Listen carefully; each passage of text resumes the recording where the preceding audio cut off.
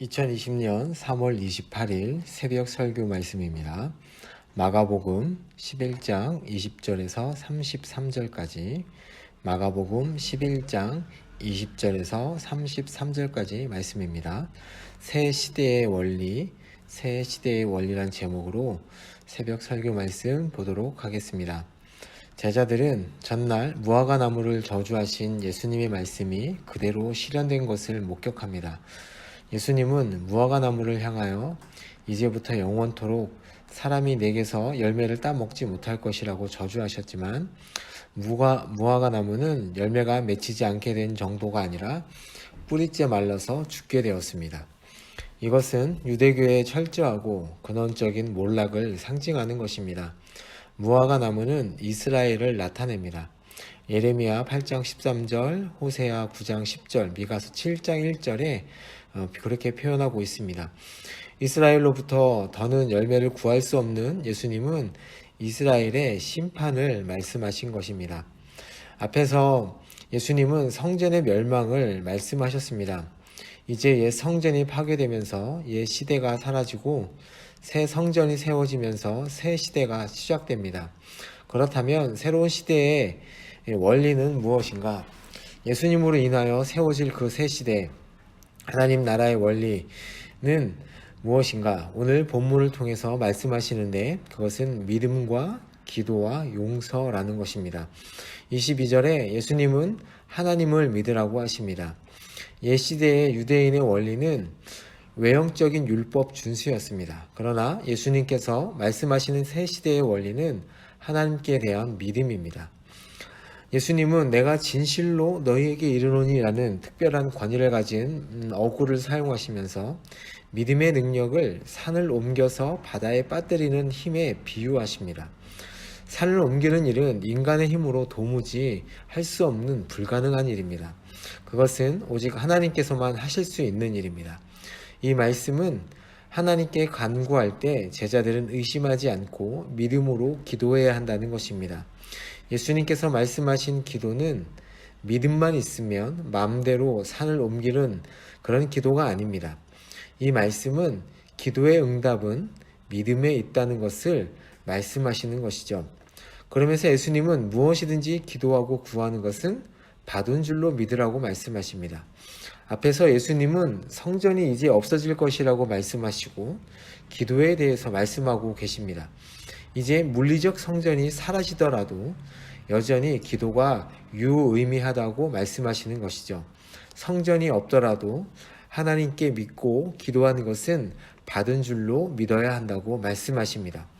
기도의 핵심은 내가 얼마나 열심히 믿습니다를 외쳤는지에 달린 것이 아닙니다.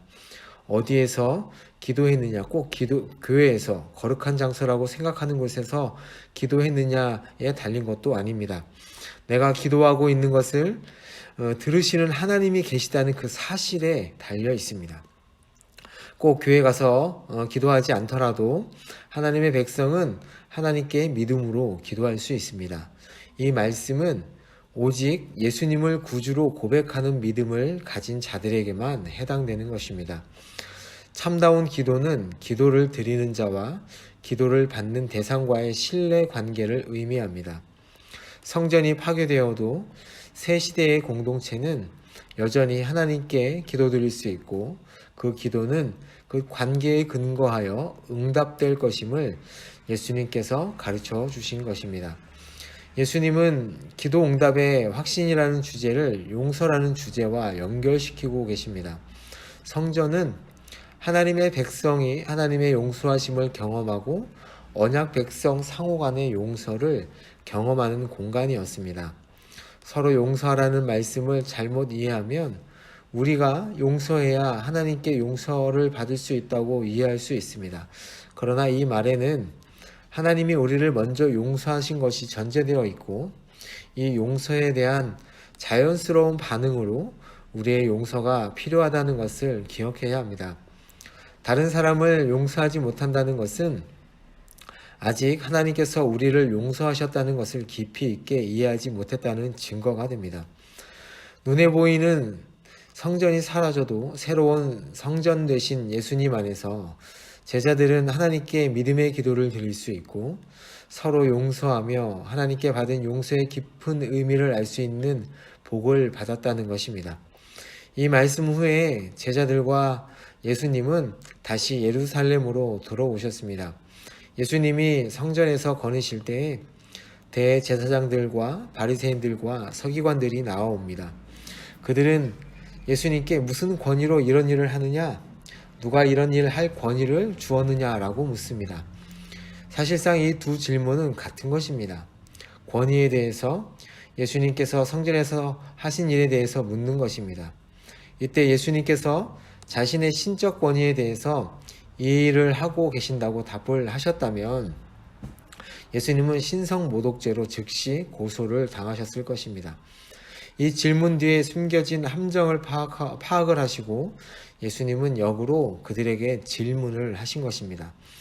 예수님은 세례 요한의 권위가 하나님으로부터인지 아니면 사람으로부터인지 물으십니다. 이 질문은 그들을 곤란하게 합니다.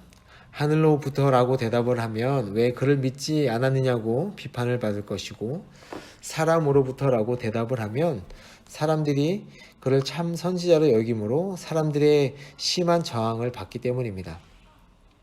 그들은 오직 자신들에게 이익이 되는지 되지 않는지에 대해서만 관심을 가지고 있었던 것이지 세례 요한의 권위가 하늘로부터인지 사람으로부터인지는 관심사가 아니었습니다.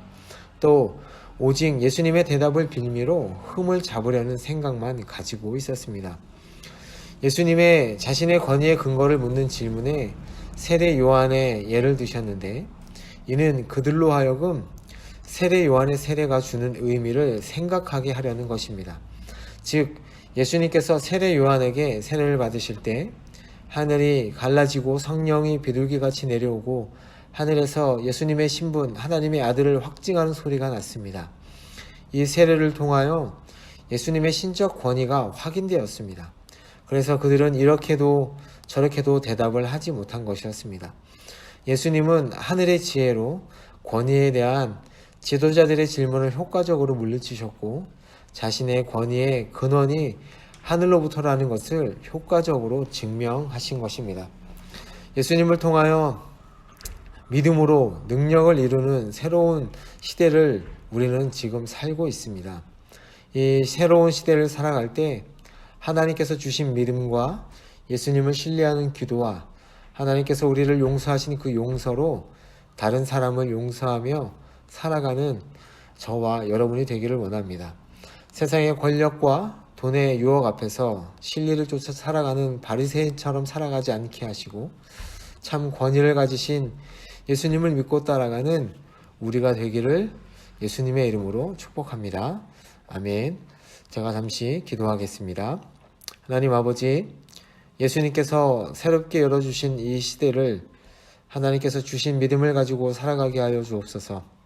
도깨비 방망이처럼 무엇이든 원하는 것을 받을 수 있다는 잘못된 기도가 아니라 예수님을 신뢰하는 믿음으로 기도하는 저희가 되게 하시고 하나님의 사랑으로 용서하며 살아가는 저희가 되게 하여 주옵소서. 오늘 하루도 그렇게 살아가길 원합니다. 예수님의 이름으로 기도합니다. 아멘.